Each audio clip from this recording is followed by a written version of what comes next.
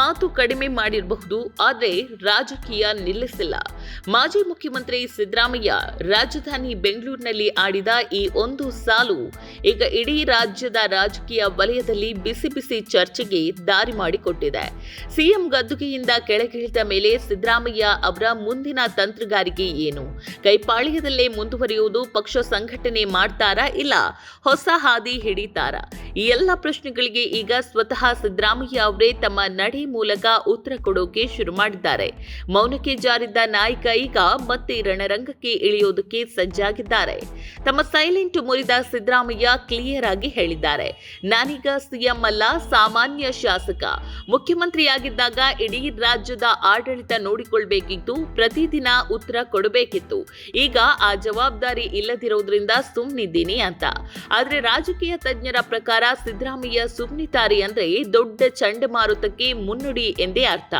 ಕಳೆದ 2 ತಿಂಗಳಿಂದ ತೆರೆಮರೆಯಲ್ಲಿ ತಮ್ಮ ಆಪ್ತ ವಲಯದ ಜೊತೆ ನಿರಂತರ ಮಾತುಕತೆ, ರಹಸ್ಯ ಸಮಾಲೋಚನೆಗಳು ನಡೆದಿದೆ. ಶೋಷಿತ ಹಿಂದುಳಿದ ವರ್ಗಗಳ ಪ್ರಶ್ನಾತೀತ ನಾಯಕ ಅನ್ನೋ ಇಮೇಜ್ ಇರೋ ಸಿದ್ದರಾಮಯ್ಯ ಮತ್ತೆ ತಮ್ಮದೇ ಆದ ಹಳೆಯ ಅಸ್ತ್ರವನ್ನ ಅಖಾಡಕ್ಕಿಳಿಸಲು ಸ್ಕೆಚ್ ಹಾಕಿದ್ದಾರೆ. ಕರ್ನಾಟಕದಲ್ಲಿ ಅಲ್ಪಸಂಖ್ಯಾತರು, ಹಿಂದುಳಿದವರು ಮತ್ತು ದಲಿತರನ್ನ ಒಟ್ಟಾಗಿಸಿ ಅಹಿಂದ ಅನ್ನೋ ಶಕ್ತಿಯುತ ಶಬ್ದ ಕಟ್ಟಿಕೊಟ್ಟಿದ್ದೇ ಸಿದ್ದರಾಮಯ್ಯ. ಈ ಸಮಾಜಗಳನ್ನ ಒಗ್ಗೂಡಿಸಿ ರಾಜ್ಯದ ಚುಕ್ಕಾಣಿ ಹಿಡಿಯಬಹುದು ಅಂತ ಸಾಬೀತು ಮಾಡಿ ತೋರಿಸಿದವರು ಅವರು. 2001ರಲ್ಲಿ ಜನ್ಮ ತಾಳಿದ ಹಿಂದುಳಿದ ಜಾತಿಗಳ ಒಕ್ಕೂಟಕ್ಕೆ ಈಗ 25 ವರ್ಷ ತುಂಬುತ್ತಾ ಇದೆ. 2005ರಲ್ಲಿ ಇದೇ ಒಕ್ಕೂಟದ ಮೂಲಕ ಹುಬ್ಬಳ್ಳಿಯಲ್ಲಿ ಬೃಹತ್ ಸಮಾವೇಶ ನಡೆಸಿ ಇತಿಹಾಸ ನಿರ್ಮಿಸಲಾಗಿತ್ತು. ಈಗ ಒಕ್ಕೂಟದ ಬೆಳ್ಳಿ ಹಬ್ಬ ಸೆಪ್ಟೆಂಬರ್ 6ರಂದು ನಡೆಯಲಿದ್ದು, ಈ ವೇದಿಕೆಗೆ ಸಿದ್ದರಾಮಯ್ಯ ಎಂಟ್ರಿ ಕೊಡುವುದು ಖಚಿತವಾಗಿದೆ. ಅಂದ್ರೆ ಅಹಿಂದ ಸಂಘಟನೆಯ ಮೂಲಕ ಸಿದ್ದು ಮತ್ತೊಮ್ಮೆ ಜನಬಲ ಪ್ರದರ್ಶನಕ್ಕೆ ಅಣಿಯಾಗಿದ್ದಾರೆ. ಸಾಮಾನ್ಯವಾಗಿ ಸಿದ್ದರಾಮಯ್ಯ ಪಕ್ಷದ ಚೌಕಟ್ಟು ಬಿಟ್ಟು ಹೊರಗಡೆ ಕಾಣಿಸಿಕೊಂಡಿದ್ದು ಬಹಳ ಕಡಿಮೆ. ದಾವಣಗೆರೆಯ ಹುಟ್ಟುಹಬ್ಬ ಸಮಾರಂಭ ಹೊರತುಪಡಿಸಿದ್ರೆ ಸದಾ ಕಾಂಗ್ರೆಸ್ ಬ್ಯಾನರ್ ಅಡಿಯಲ್ಲೇ ಕಾರ್ಯಕ್ರಮಗಳಲ್ಲಿ ಭಾಗಿಯಾಗ್ತಿದ್ರು. ಆದ್ರೆ ಈಗ ಪಕ್ಷದ ಧ್ವಜ ಬದಿಗಿಟ್ಟು ಸಮುದಾಯದ ವೇದಿಕೆ ಹತ್ತಾ ಇರೋದು ಎಲ್ಲರ ಹುಬ್ಬೇರಿಸಿದೆ. ಸೆಪ್ಟೆಂಬರ್ 6ರ ಸಮಾವೇಶದಲ್ಲಿ ಸಿದ್ದರಾಮಯ್ಯ ಅವರ ಭಾಷಣ ಯಾರ ಕಡೆಗೆ ಗುರಿಯಾಗಲಿದೆ? ರಾಜ್ಯ ಸರ್ಕಾರದ ಎದುರು ಹಿಂದುಳಿದ ವರ್ಗಗಳ ಪರವಾಗಿ ಹೊಸ ಬೇಡಿಕೆಗಳನ್ನ ಇಡ್ತಾರಾ? ತಮ್ಮ ಮಾತು ಕಡೆಗಣಿಸಿದ್ರೆ ಮುಂದಿನ ಪರಿಣಾಮ ನೆಟ್ಟಗಿರಲ್ಲ ಅನ್ನೋ ಸ್ಪಷ್ಟ ಮುನ್ಸೂಚನೆ ಹೈಕಮಾಂಡ್ಗೆ ಕೊಡ್ತಾರಾ? ತಮ್ಮ ಅಹಿಂದ ನೆಲೆ ಎಂದಿಗೂ ಗಟ್ಟಿ ಅನ್ನೋದು ಸ್ವಪಕ್ಷಕ್ಕೆ ಸಾಬೀತು ಮಾಡ್ತಾರಾ?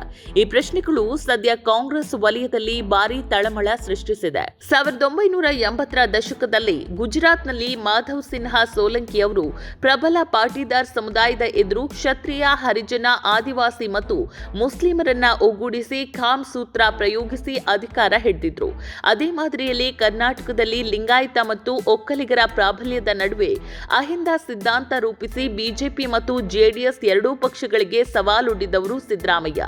ಈ ಬಾರಿಯ ಅಹಿಂದ ಅಸ್ತ್ರ ಕೇವಲ ವಿರೋಧ ಪಕ್ಷಗಳಿಗೆ ಹಣಿಯುವುದಕ್ಕೆ ಮಾತ್ರವಲ್ಲ, ಸ್ವಪಕ್ಷದಲ್ಲೇ ತಮ್ಮ ಸ್ಥಾನ ಮತ್ತು ಮಹತ್ವವನ್ನ ಪುನಃ ಸಾಬೀತುಪಡಿಸಲು ಪ್ರಯೋಗವಾಗ್ತಿದೆ ಅನ್ನೋದು ರಾಜಕೀಯ ಪಂಡಿತರ ವಿಶ್ಲೇಷಣೆ. ಸಿದ್ದರಾಮಯ್ಯ ಅಖಾಡಕ್ಕೆ ಇಳಿದ್ರೆ ಲೆಕ್ಕಾಚಾರಗಳು ಬದಲಾಗೋದು ಖಚಿತ. ಸೆಪ್ಟೆಂಬರ್ 6ರ ಸಮಾವೇಶ ರಾಜ್ಯ ರಾಜಕಾರಣಕ್ಕೆ ಹೊಸ ದಿಕ್ಕು ತೋರಿಸಲಿದ್ಯಾ? ಸಿದ್ದರಾಮಯ್ಯ ಅವರ ಈ ಹೊಸ ಮುಂದಿನ ಹೆಜ್ಜೆ ಕಾಂಗ್ರೆಸ್ಗೆ ಪ್ಲಸ್ ಆಗುತ್ತಾ ಅಥವಾ ಹೈಕಮಾಂಡ್ಗೆ ಹೊಸ ಸವಾಲಾಗುತ್ತಾ? ನಿಮ್ಮ ಅಭಿಪ್ರಾಯವೇನು? ಸಿದ್ದರಾಮಯ್ಯ ಅವರ ಈ ಅಹಿಂದ ಶಕ್ತಿ ಪ್ರದರ್ಶನ ರಾಜಕೀಯವಾಗಿ ಯಾವ ಬದಲಾವಣೆ ತರಬಹುದು? ತಪ್ಪದೇ ಕಮೆಂಟ್ ಮಾಡಿ ತಿಳಿಸಿ. ಹಾಗೆ ನಮ್ಮ ಚಾನೆಲ್ನ ಸಬ್ಸ್ಕ್ರೈಬ್ ಮಾಡೋದಕ್ಕೆ ಮರಿಬೇಡಿ.